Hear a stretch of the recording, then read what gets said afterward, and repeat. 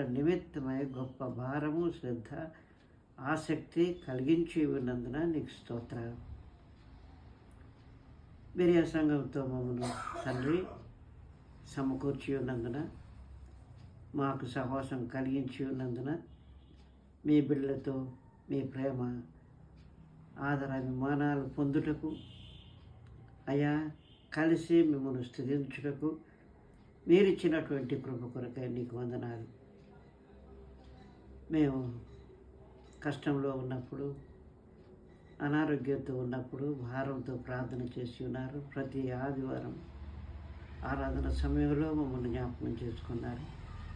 ఎంతో ఆదరణ, ఎంతో సంతోషం, ఎంతో తృప్తి, ఆసక్తి కలుగజేసినందున నీకు స్తోత్రాలు చెల్లిస్తున్నాం.